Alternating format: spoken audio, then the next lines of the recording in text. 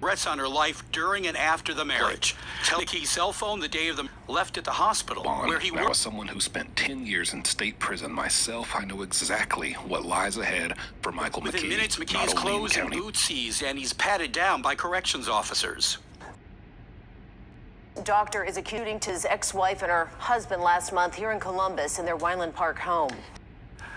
This Franklin County Jail video shows 39-year-old Michael McKee being booked for the December 30th murder of his ex-wife Monique Tepe and her husband Spencer. In minutes, McKee's clothes and boots seized, and he's patted down by corrections officers. McKee caught on camera near the Tepe's Wineland Park home for several hours, just 3 weeks before the his silver SUV tracked from Columbus to Rockford, Illinois, where he worked as a vascular surgeon. This affidavit revealing the vehicle had distinct features, including a stolen Ohio license plate.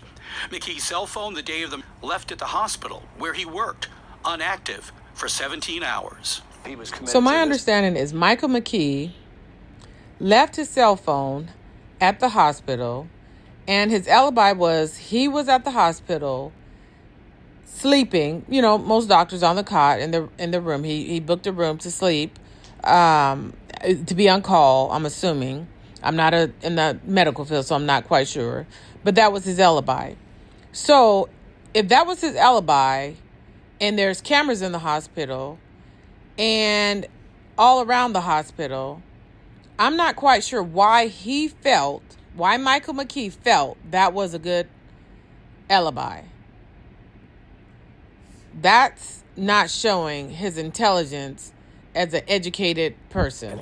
The court affidavit says Monique told family and friends McKee had regrets on her life during and after the marriage, telling Monique he could kill her at any time. Guilty today. She entered that not guilty plea in court. Now we'll wait to hear when the next court hearing will be held. He hired Diane Menashe as his defense attorney. This is a person that is well known in the Columbus area because obviously Menashe was a high-profile attorney defending many clients. He could face a maximum sentence of life in prison with no possibility of parole or even the penalty.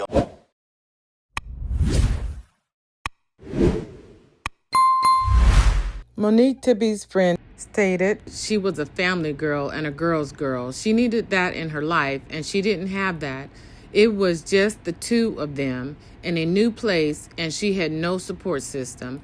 The friend was referring to Michael McKee and Monique Tepe, how Michael secluded Monique at a time when Monique really needed her friends and family.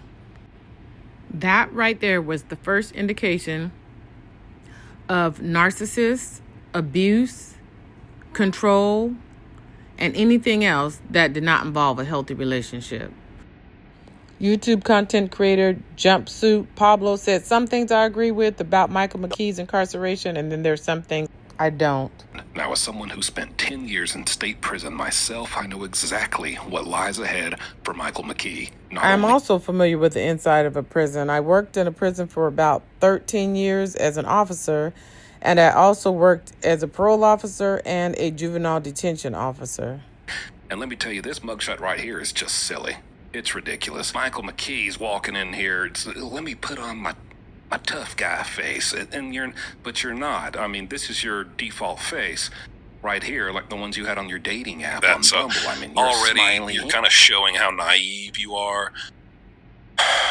And once you start showing that, then you're just going to open yourself up to more and more problems, because inmates are going to easily recognize that you are not really hip to the game. They call it being green. And that just means you're naive that deep, because inmates have all day, every day, all year, for many years to figure out how much or how little of a threat you are to me, or how much of a benefit you are to me. And it's not, it's not even, oh, you're a benefit to me because you got a lot of money and you're willing to pay for protection and extortion fees. You're a benefit to me because, you know a lot of well-connected people and you can probably help me out. You're a benefit to me because you're stupid and you're not hip to a lot of silly little things that people try to pull on you in prison. And so you're a benefit to me because of how gullible you are and how just uninformed and naive you are. And I'm going to be able to squeeze a good chunk of things out of you before you start to catch on. That inmates Half of them are in there for harming a woman or the woman in their life or the woman they're in love with. Half of them are in there, maybe not for that, but have a history of domestic violence and beating on their woman. A lot of them went in there for something unrelated to harming a woman. Get that out of the way. They don't give a crap about what he did. He didn't do it to a child. And so that's that. You learn to live in prison, not adjust in prison. That's how it goes. One thing about prison, though, is before the inmates ever enter into there, they do go through a process where they tell them, advise them on what to do, what not to do. Don't take from, I'm not sure if they tell them don't snitch, but I'm sure it's something that they mention, but they can't directly say don't snitch. So he will have some kind of information before he ever enters into that prison, if they have not already given it to him. And if his lawyer may have given him some advice also. Inmates are like hound dogs, real ones. They can detect fake. They can sniff you out and know who you are from the very beginning. So you coming in there thinking you're tough because your picture looks tough, you might as well forget that. He is definitely someone who they will try to recruit quickly. They may have already decided who has him, who gets him. But one thing he cannot do, he cannot go in like a survivor, like the show Survivor, outsmart, outwit, because guess what? They already had ahead of the game. The inmates already are ahead of the game on that one. They've already outsmarted, outwitted him before he ever entered that prison. And unless he knows something we don't, then, maybe he might have a chance. But he better go in there and don't act like no bully. Don't act crying. If you have to get your butt whooped first, if that's what it takes, but you better not cry. One thing I do say is that inmates, they do not care if he abused her. They do not care that he unalived a man, because they're inmates. They have crimes similar. But one thing what Michael McKees will get credit for is that he did not harm those children. If he would have harmed those children, he would have had a big target on him. Once Michael McKees enters behind those bars, we may not know what goes on unless he ends up unalived. And we'll all know. But when it comes to him behind those bars, everything is like a new world, and he is not protected. Now, he could go into solitary confinement, but he'd have to do something really awful to get in there. And that may be a choice, and just keep doing something awful. Oh, and yes, they have been waiting for him to get there. They have watched news. They probably already know how much money he's made and all that about how he is was a very successful surgeon. They know he probably already has money saved up. And if he doesn't have money saved up, he knows other people that he can call on who can get money for him.